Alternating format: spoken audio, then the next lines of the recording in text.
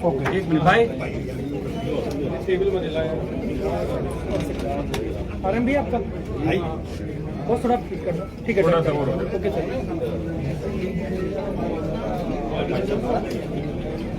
करें, चलिए शुरू करो। आप सभी पत्रकार बंधुओं का आज की इस पत्रकार वार्ता में स्वागत है। आप सभी ने देखा कि किस प्रकार राजस्थान की कांग्रेस सरकार ने पूरे देश के सामने एक उदाहरण प्रस्तुत किया है, और वो उदाहरण प्रस्तुत किया है कि किस प्रकार से सत्ता का दुरुपयोग किया जा सकता है, किस प्रकार से सत्ता के माध्यम से कानून का दुरुपयोग किया जा सकता है। हिंदू धर्म के त्योहार आते हैं और उनको हिंदू धर्म के लोग जब हर्षोल्लास से मनाते हैं, तो उस परिस्थिति में धारा 144 भारतीय दंड प्रक्रिया संहिता का दुरुपयोग सरकार के द्वारा किया जाता है। और वो जो दुरुपयोग किया जाता है, 144 का आदेश पारित किया जाता है, वो संविधान के विपरीत है, माननीय उच्चतम न्यायालय के जो आदेश हैं उसके विपरीत है। भारतीय जनता युवा मोर्चा ने जब कोटा में धारा 144 लगाई गई, उस समय भी विरोध किया। हमारे राष्ट्रीय अध्यक्ष आदरणीय तेजस्वी सूर्या जी ने दिल्ली से इस बात की घोषणा की कि अगर 24 घंटे में धारा 144 को कोटा से नहीं हटाया गया तो तेजस्वी सूर्या जी के नेतृत्व में राजस्थान में सीएम हाउस का घेराव किया जाएगा। 12 घंटे में सरकार को संशोधित आदेश निकालना पड़ा। उसी की सीरीज में बीकानेर में भी 144 लगाया जाता है। सीकर में नव संवत्सर से पूर्व संध्या पर जो डीजे संचालक हैं उनको नोटिस थमाए जाते हैं कि डीजे संचालक डीजे नहीं बजा सकेंगे। और नव संवत्सर को आप देखते हैं कि किस प्रकार से करौली में हिंदू धर्म के लोगों के ऊपर उनको घेर कर हमला किया जाता है। वो हमला किया जाता है, पर महत्वपूर्ण बात यह है कि उस हमले के समय जो पुलिसकर्मी हैं वो मूक दर्शक बने रहते हैं। एक और तथ्य सामने आता है कि इस हमले की पूर्व जानकारी करौली का जो प्रशासन है उसको थी। इसके बाद जब उस एफआईआर में अनुसंधान होता है, तो उस एफआईआर में अनुसंधान के माध्यम से हमारे जो हिंदू लोग हैं जो उस हमले में घायल हुए, उनको फंसाने का काम पुलिस प्रशासन कर रहा है। आप सभी ने देखा कि वहां पर कर्फ्यू लगा हुआ है। वो कर्फ्यू कोई शांति बहाल करने के लिए या कुछ नया काम करने के लिए नहीं लगा हुआ है, वरन कर्फ्यू का शेल्टर लेके कर्फ्यू के छाते के नीचे राजस्थान की सरकार और उनकी पुलिस जो मुख्य अभियुक्त हैं उनको बचाने का काम कर रही है, और जो लोग पीड़ित हैं उनको फंसाने का काम कर रही है।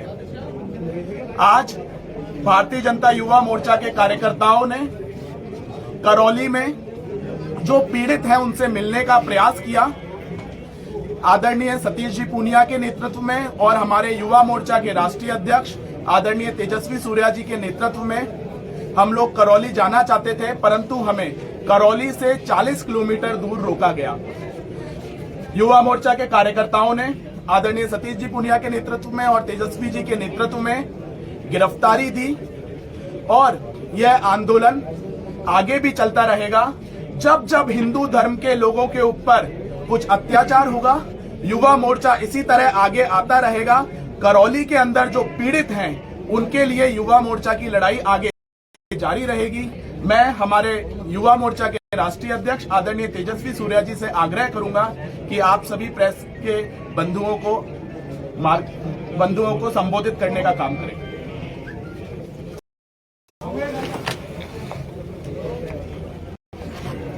भाई साहब थोड़ा उनको बोल दो ना।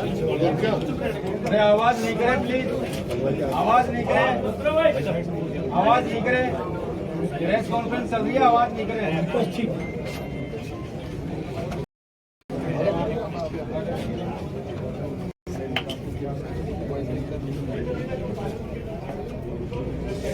आप सब लोगों को इस प्रेस वार्ता में स्वागत है। मंच पर उपस्थित भारतीय जनता पार्टी प्रदेश के यशस्वी प्रदेश अध्यक्ष आदरणीय सतीश पूनिया जी, युवा मोर्चा के ऊर्जावान प्रदेश अध्यक्ष भाई हिमांशु शर्मा जी, करौली के लोकप्रिय सांसद मनोज रजौरिया जी, युवा मोर्चा के राष्ट्रीय उपाध्यक्षा श्रीमती नेहा जोशी जी और यहां पधारे सभी पत्रकार बंधुगण और कार्यकर्ता साथियों,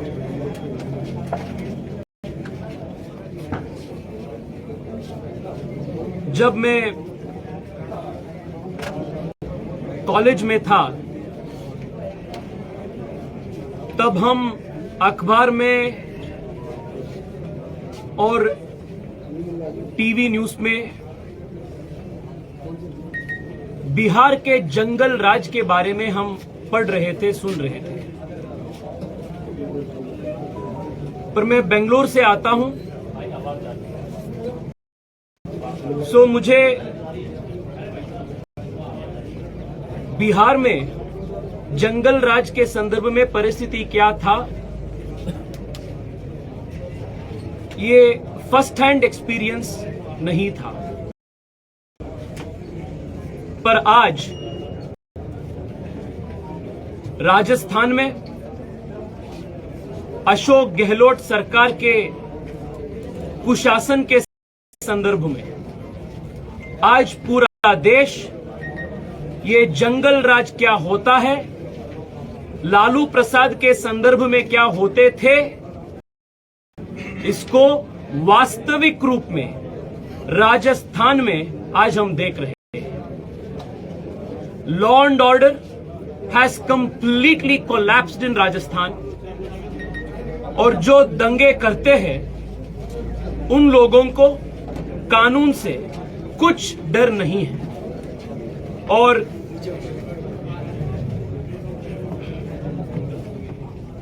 सरकार का काम जो गैर कानूनी एक्टिविटीज करते हैं उनको शिक्षा देना और जो शांतिपूर्ण तरीके से जो आम जनता रहते हैं उनका सम्मान, उनका प्रोटेक्शन करना, उनका रक्षण करना सरकार का काम होता है। प्रेस कॉन्फ्रेंस चल रही है। इस काम में तुष्टीकरण राजनीति के कारण गहलोत सरकार पूर्णतः विफल हो चुकी है। करौली में नव वर्ष के संदर्भ में जब हिंदू समाज के संगठनों ने एक प्रोसेशन जुलूस जब निकला, उसके ऊपर भयंकर रीति से मारपीट हुआ, स्टोन पेल्टिंग हुआ और आज भी सुबह में एसएमएस हॉस्पिटल में जो वो हिंसा से पीड़ित थे उनसे बात करके मैं आया।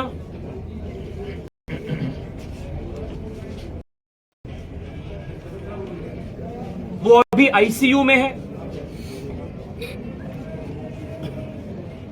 जानलेवा हमला हिंदुओं के ऊपर राजस्थान में अलग अलग जगह पे हो रहा है and Karauli is the only latest incident. हैरान का बात यह है कि ऐसे जो दंगाई होते हैं इसके विरुद्ध में युवा मोर्चा जैसे लोकतांत्रिक ऑर्गेनाइजेशन, लोकतांत्रिक संगठन विरोध करने के लिए हम रास्ते पे आते हैं,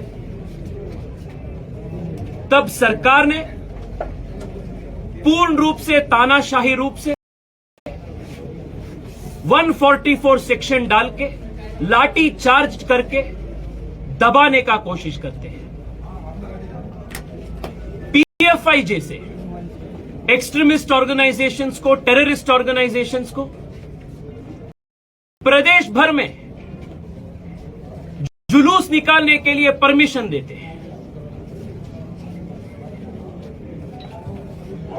पर जब युवा मोर्चा हो या अन्य हिंदू ऑर्गेनाइजेशन हो, जब हम युवा मोर्चा जैसे ऑर्गेनाइजेशन जुलूस निकालने के लिए, प्रोसेशन निकालने के लिए हम कोशिश करते हैं, तब 144 सेक्शन डाल के ये सब लोकतांत्रिक व्यवहार को, लोकतांत्रिक अधिकार को छीनने का, दबाने का प्रयास होता है।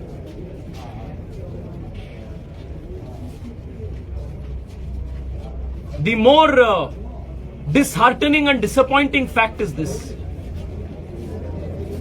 सरकार जब एफआईआर दर्ज करता है,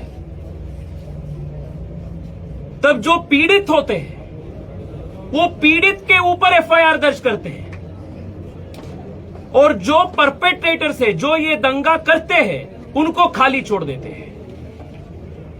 this is perhaps the only state in India where the victims of violence are prosecuted by the state and the perpetrators of violence are let scot free. The Yuva Morcha will not take this lightly. We will not take this sitting down. मैं इस संदर्भ में राजस्थान के सभी युवाओं को भी एक महत्वपूर्ण आग्रह और संदेश देना चाहता हूं। साथियों, लगभग 300 साल पहले जब भारत में औरंगजेब की राज चल रहा था, तब मथुरा में, वृंदावन में मदन मोहन जी की एक मंदिर था। औरंगजेब ने और औरंगजेब के जो मतांध लोग ने उसके ऊपर भी हमला किया था। तब वहां के हिंदू लोग मदन मोहन मंदिर के जो हमारे जो विग्रह थे, मूर्ति थे, उसको मथुरा वृंदावन से ले आकर हमारे राजस्थान के करौली में उसका प्राण प्रतिष्ठान किया था।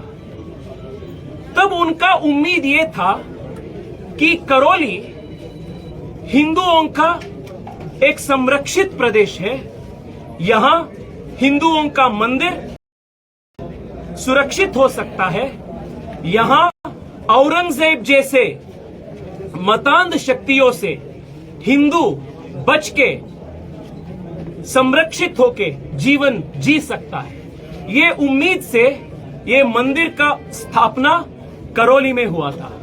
आज भी करौली में जो मंदिर है, मदन मोहन जी की मंदिर, ये इसका इतिहास है। पर आज देखिए, औरंगजेब आज नहीं है, पर औरंगजेब के जगह पे अशोक गहलोत जैसे लोग आ चुके हैं, और जो उम्मीद 300 साल पहले हमारे पूर्वजों ने रखा था कि करौली में हिंदू लोग संरक्षित हो सकते हैं, ये उम्मीद का भी आज तोड़ने का काम गहलोत जैसे औरंगजेब लोग कर रहे हैं। ये बहुत चिंताजनक बात है। मैं चाहता हूं राजस्थान के हर युवा, हर हिंदू युवा खास तौर में इसके बारे में सोचे और जागे। और अंत में मैं इतना ही बोलना चाहता हूं, गहलोत साहब, ये राजस्थान है, अफगानिस्तान नहीं। ये भारत के संविधान के प्रति चलेगा। यहां हिंदुओं के प्रति आपके जो कार्रवाई होगा, आपके जो सेकेंड ग्रेड सिटीजन के जैसे हिंदुओं को जो आप ट्रीट कर रहे हैं, इसको आप तुरंत बंद करना चाहिए। Yuva Morcha will fight tooth and nail against this appeasement policy. मैं फिर एक बार कांग्रेस पार्टी के ये हिंदू विरोधी, मानवता विरोधी और भारत विरोधी नीति को घोर निंदा करता हूं, और राजस्थान के युवाओं को यह भी बताना चाहता हूं कि आज के जो कांग्रेस पार्टी है वो आधुनिक मुस्लिम लीग है। स्वतंत्र के पूर्व में मुस्लिम लीग हिंदुओं को बांटने का काम, हिंदुओं के प्रति दुष्कर्म करने का काम, अत्याचार करने का काम जो मुस्लिम लीग कर रहा था, उसी परंपरा को आज के राहुल गांधी, सोनिया गांधी, अशोक गहलोत की कांग्रेस पार्टी आधुनिक मुस्लिम लीग के जैसे कंटिन्यू कर रहा है। इसके विरुद्ध मैं चाहता हूं राजस्थान के आम युवा प्रतिभटन करे, आंदोलन करे, आवाज उठे और इसका पूर्ण नेतृत्व भारतीय जनता युवा मोर्चा पूर्ण रूप से करेगा।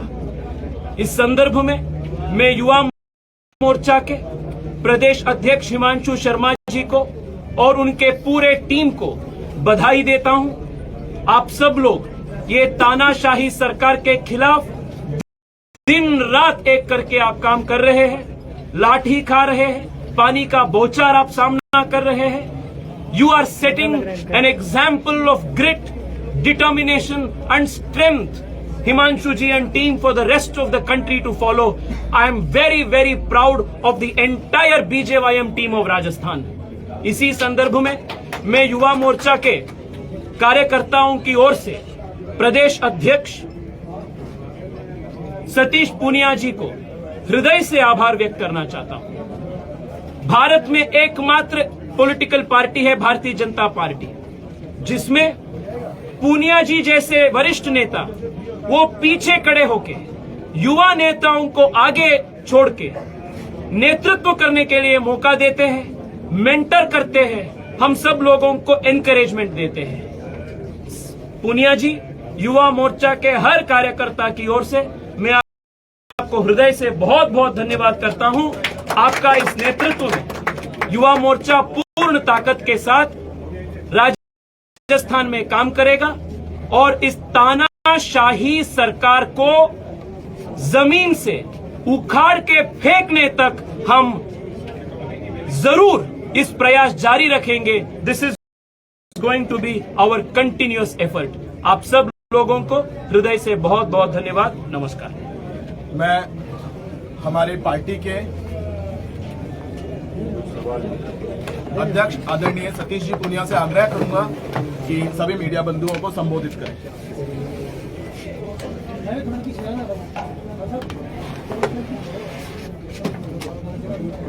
पत्रकार मित्रों, आप लोगों का धन्यवाद कि आप लोगों ने आज एक नेक और सच्ची आवाज को राजस्थान के जन जन तक पहुंचाया है। कांग्रेस पार्टी का, अशोक गहलोत का तुष्टीकरण का विद्रूप चेहरा राजस्थान की जनता को और देश की जनता को दिखाया है। मैं तेजस्वी जी का अभिनंदन करता हूं, भाई हिमांशु जी का धन्यवाद करता हूं कि उन्होंने राजस्थान के बहुसंख्यक लोगों की और करौली के उन पीड़ितों की आवाज बनकर इस आंदोलन की अगुवाई करी। इससे पहले भी युवा मोर्चे ने राजस्थान के बेरोजगारों के लिए 10 अक्टूबर को 10 फरवरी को रीट और बेरोजगारी को लेकर एक प्रभावी आंदोलन किया और उस आंदोलन से सरकार डरी और घबराई और उनके पाए हिले। अब ये सब उजागर हो गया कि अशोक गहलोत जी राजस्थान के गृह मंत्री क्यों बने। वो राजस्थान के मुख्यमंत्री होने के नाते गृह मंत्री भी हैं और कानून व्यवस्था की बानगी है कि राजस्थान के इतिहास में 3 वर्षों में 7 लाख एफआईआर पहली बार दर्ज हुई है। इन्हीं एफआईआर में 1 साल की महिलाओं के प्रति अपराध का आंकड़ा 6,337 है। गैंगरेप की घटनाओं का एक औसत 18 बलात्कार प्रतिदिन होते हैं अशोक गहलोत के राज में। केवल यही नहीं, दलितों के प्रति 40% उत्पीड़न की घटनाएं बढ़ी है इनके राज में आने के बाद में। महिलाओं पर उत्पीड़न और दलितों पर हमले ये आम बात है इनके राज में। लोग कैसे भूलेंगे कोरोना के उस कालखंड में जब रेवंत सिंह पर इसी तरीके से वहां के मुस्लिम लोगों ने उन पर आक्रमण किया और उनकी हत्या कर दी। इसी तरीके से हरीश जाटव की मॉब लिंचिंग में हत्या हुई। झालावाड़ के कृष्णा वाल्मीकि की इसी तरीके से मॉब लिंचिंग में हत्या हुई। न प्रियंका गांधी आई, न राहुल गांधी आए, ने अशोक गहलोत बोले और गृह मंत्री बनने का राज अब खुला कि गृह मंत्री के नाते अपने लोगों की जासूसी करना, लोगों की जन सुरक्षा की बजाय अपनी कुर्सी की सुरक्षा के लिए पुलिस को उसमें जासूसी में लगाना, अपने ही लोगों पर राजद्रोह के मुकदमे करना, और केवल अपने नहीं, जो इस रामनवमी की और हिंदू नववर्ष की रैली का आयोजक थे उनके खिलाफ 108 के और राजद्रोह तक के मुकदमे दर्ज किए हैं। राजस्थान के हजारों लोगों के खिलाफ 107, 116 के डिटेंशन की कार्रवाई सरकार ने की, हजारों की तादाद में। अकेले हिंडौन में 1400 लोगों को नोटिस दिए हैं। ऐसे अनेकों जगह इस अपीजमेंट के कारण गृह मंत्री इसलिए बने कि वोट बैंक के कारण वो तुष्टीकरण करें और उस तुष्टीकरण के कारण अपना वोट बैंक पुख्ता करें। राजस्थान में इससे पहले मालपुरा में बहुसंख्यक हिंदुओं ने इसी तरीके के मोहल्लों से पलायन की शुरुआत करी। करौली में भी 7 परिवार जगह छोड़कर जा चुके हैं। हमारा प्रतिनिधिमंडल शांतिपूर्वक तरीके से करौली जाना चाहता था, हालात का जायजा लेना चाहता था, उन पीड़ितों के आंसू पहुंचना चाहता था। हम लोग न्यायिक जांच की मांग कर रहे हैं, हम लोग उन दोषियों को पकड़ने की मांग कर रहे हैं, हम उन निर्दोषों को प्रताड़ित होने से बचाने की मांग कर रहे हैं, हम उस संपत्ति के माल के नुकसान की भरपाई की मांग कर रहे हैं। और केवल यही नहीं, एक बार नहीं, ये पहला अवसर नहीं है। हमारे पार्टी के प्रतिनिधि मंडल ने पूरे 2 दिन तक हमारे सांसद, विधायक और हमारे वरिष्ठ नेताओं ने राजेंद्र राठौड़ जी की अगुवाई में एक एक व्यक्ति से बात करी। और उसके बाद परसों ही हमारे डेलीगेशन ने राज्यपाल महोदय से ये उम्मीद करी है, गुहार लगाई, ये निवेदन किया कि आप राजस्थान के इन जलते हुए हालातों को देखकर इंटरवीन करें, आप डीजी को तलब करें, आप मुख्यमंत्री को लिखें, उनको तलब करें कि आखिर कब तक राजस्थान जलता रहेगा, कब तक बहुसंख्यक लोग इस तरीके से पीड़ित और प्रताड़ित होते रहेंगे। यदि अशोक गहलोत का यही लोकतंत्र है, यही धर्मनिरपेक्षता है, तो लानत है ऐसी धर्मनिरपेक्षता और लोकतंत्र पे जिसने पूरे राजस्थान की शांति को ग्रहण लगा दिया। और आज जो बहानगी दिखी कि दिल्ली से एक बड़ी राष्ट्रीय पार्टी के नेता आते हैं जो सांसद भी हैं, उनके साथ जो सलूक किया जाता है वो पूरे दुनिया ने देखा है। तो मुझे लगता है कि ये ठीक कहा तेजस्वी जी ने कि औरंगजेब के हम लोगों ने देखा नहीं लेकिन सुना जरूर इतिहास में कि किस तरीके का दमन चक्र चला था मुगलों के समय, किस तरीके से नादरशाही चली थी, और इसी देश में किस तरीके से आपातकाल के जरिए तानाशाही थी, उस तानाशाही की याद दिलाई। और मुझे लगता है कि राजस्थान की जनता सब देख रही है, ये पब्लिक है, ये सब जानती है। और ये मुझे लगता है कि ये आगाज है और अंजाम होगा वो राजस्थान से कांग्रेस के मुक्त होने का होगा।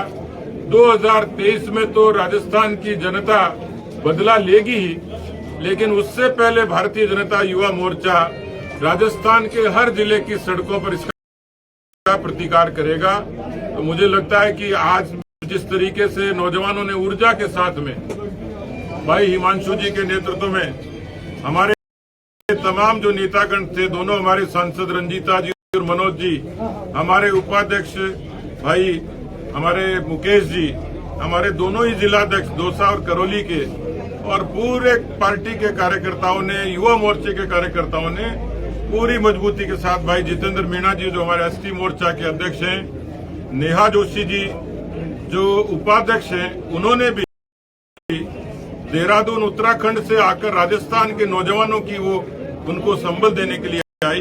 तो मुझे लगता है कि युवा मोर्चे के इस विराट प्रदर्शन से, इस आक्रामक प्रदर्शन से कांग्रेस पार्टी को ये एहसास तो हो गया होगा कि जिंदा कौमें 5 साल इंतजार नहीं करती। धन्यवाद। पुनिया जी, पलायन करने वाले लोगों की लिस्ट किरोड़ीनाथ मीणा ने प्रशासन को सौंपी 195 लोगों की।